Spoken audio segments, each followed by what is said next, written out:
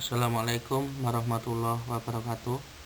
Pada sesi video pembelajaran kali ini, saya akan menjelaskan mengenai grand teori di dalam suatu penelitian.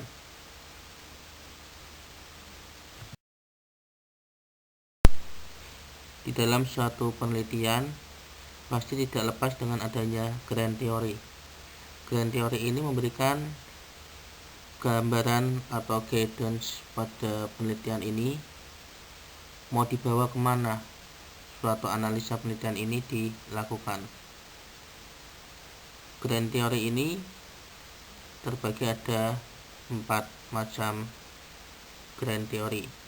Yang pertama ada teori agensi, kemudian yang kedua ada teori stakeholder, ketiga ada teori legitimasi, dan yang keempat ada teori sinyal.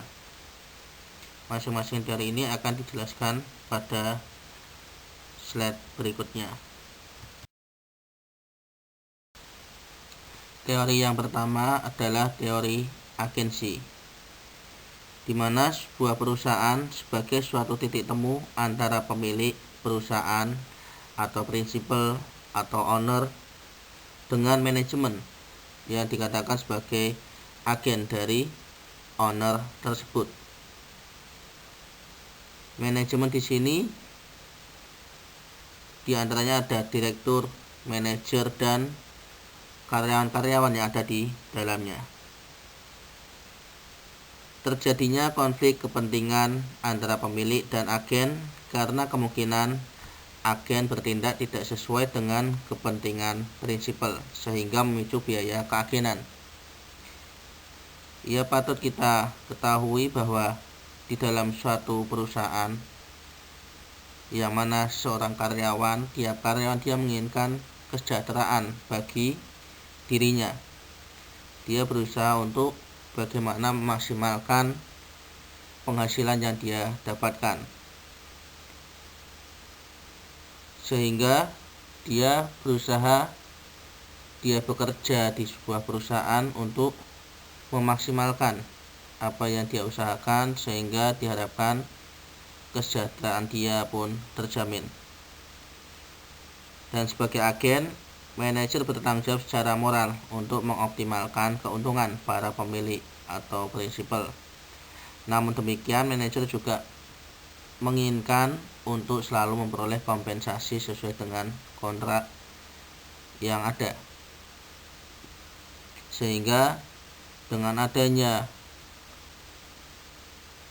perbedaan tujuan dari antara prinsipal dengan manajemen, maka munculnya adanya teori agensi ini.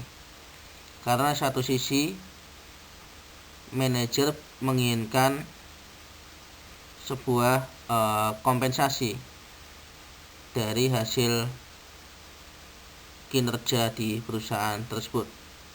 Namun di sisi lain, prinsipal atau pemilik perusahaan, dia berusaha untuk bagaimana dia mendapatkan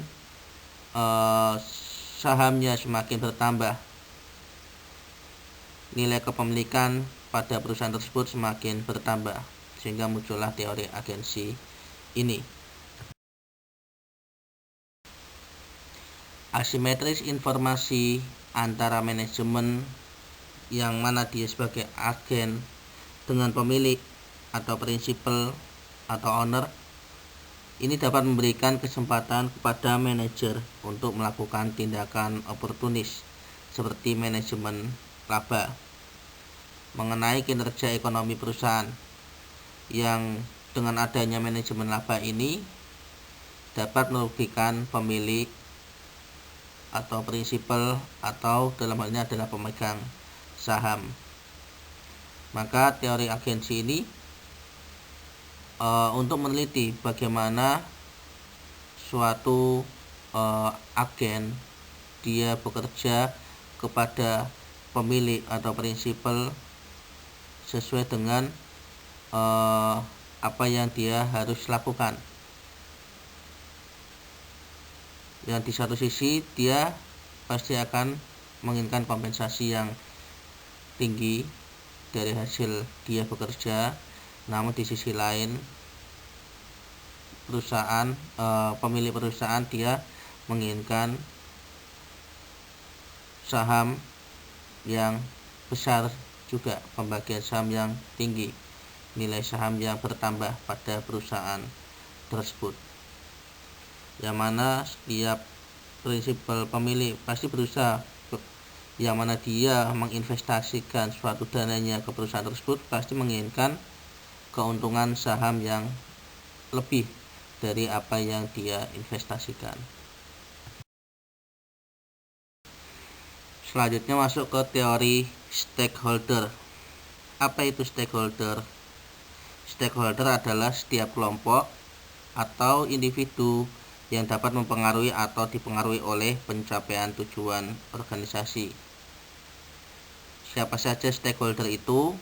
Di antaranya adalah shareholder atau pemegang saham, yang dalam hal ini adalah investor atau owner, pemilik perusahaan. Kemudian yang kedua ada karyawan, orang-orang yang bekerja di perusahaan tersebut. Stakeholder yang ketiga adalah konsumen dan pemasok. Dikatakan sebagai stakeholder adalah karena tadi sesuai dengan pengertiannya, setiap kelompok yang mempengaruhi tujuan organisasi. Dan konsumen serta pemasok ini adalah kelompok yang mempengaruhi pencapaian tujuan organisasi tersebut. Kemudian ada pemerintah dan komunitas. Pemerintah dalam hal ini kita bisa tahu bahwa perusahaan pasti tidak lepas dengan hanya aspek hukum yang diatur oleh undang-undang oleh pemerintah, juga di dalam dia sebagai wajib pajak. Kemudian komunitas, ya dia tidak lepas dari suatu lingkungan di tempat tersebut, sehingga stakeholder dalam hal ini komunitas ini bisa dikatakan warga setempat, kemudian LSM, serta karyawan yang dalam hal ini karyawan yang merupakan warga di sekitar tersebut. Ya, ini bisa dikatakan sebagai bentuk CSR perusahaan tersebut. Serta mereka yang mempengaruhi atau dipengaruhi perusahaan, namun mereka tidak berhubungan dengan transaksi dengan perusahaan dan tidak esensial kelangsungannya. Ya, secara langsung maupun tidak langsung,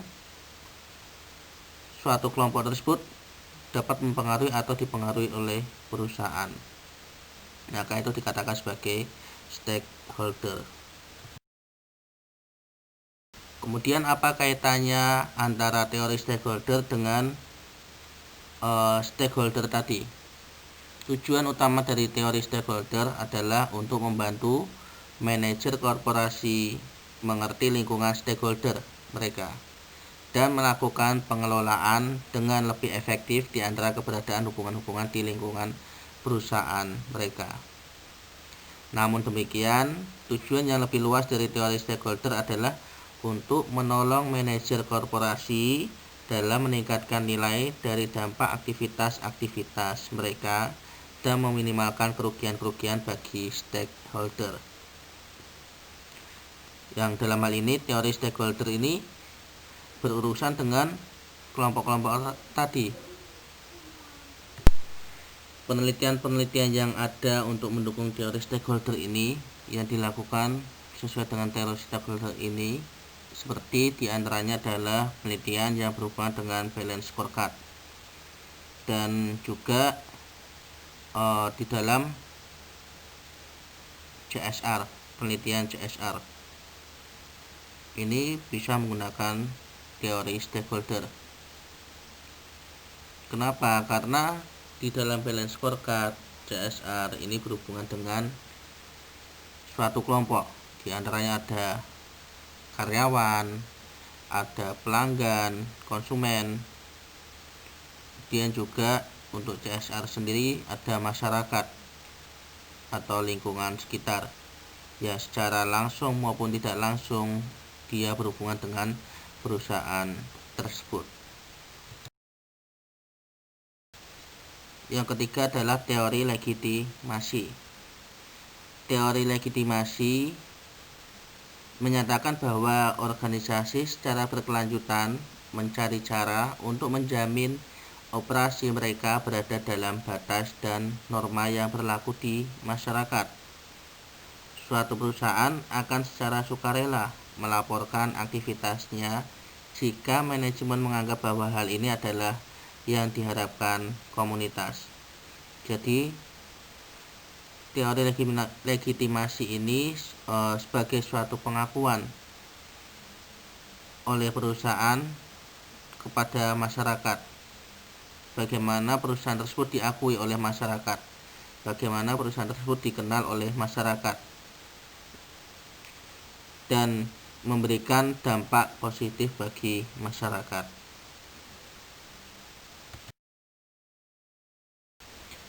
Teori legitimasi bergantung pada premis bahwa terdapat kontrak sosial antara perusahaan dengan masyarakat di mana perusahaan tersebut beroperasi. Kontrak sosial adalah suatu cara untuk menjelaskan sejumlah besar harapan masyarakat tentang bagaimana seharusnya organisasi melaksanakan operasinya. Harapan sosial ini tidak tetap, namun berubah seiring berjalannya waktu. Hal ini menuntut perusahaan untuk responsif terhadap lingkungan di mana mereka beroperasi. Salah satu contoh sederhananya adalah penelitian pada CSR, yang mana CSR ini dia akan mengungkapkan pertanggungjawaban sosial perusahaan terhadap masyarakat.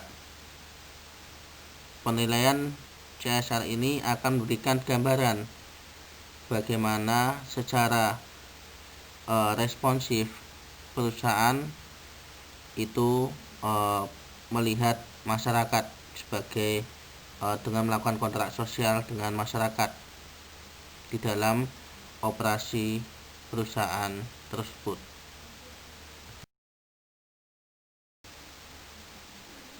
Dan teori yang terakhir adalah teori signaling atau teori sinyal.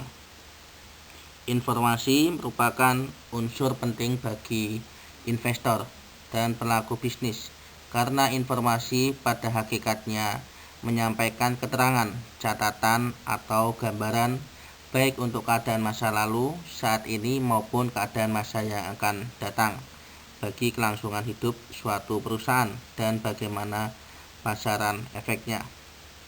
Informasi yang lengkap, relevan, akurat, dan tepat waktu sangat diperlukan oleh investor di pasar modal sebagai alat analisis untuk mengambil keputusan investasi.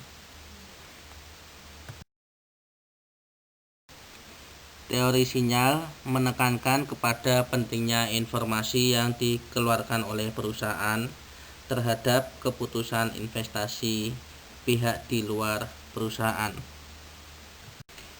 Dengan demikian, dapat dikatakan teori sinyal ini memberikan sinyal bagi perusahaan atau orang-orang yang membutuhkan informasi tersebut. Yang ini biasanya kita contohkan pada penelitian di pasar modal, penelitian tentang saham, penelitian tentang obligasi, penelitian tentang suku bunga, penelitian tentang dividen, penelitian tentang modal kerja, hingga penelitian-penelitian yang berhubungan dengan rasio-rasio keuangan atau berhubungan dengan analisis kinerja perusahaan. Ini bisa dengan sebagai teori signaling atau teori sinyal. Sekian video pembelajaran mengenai jenis-jenis grand teori di dalam suatu penelitian. Semoga bermanfaat bagi kalian semua dan selamat belajar.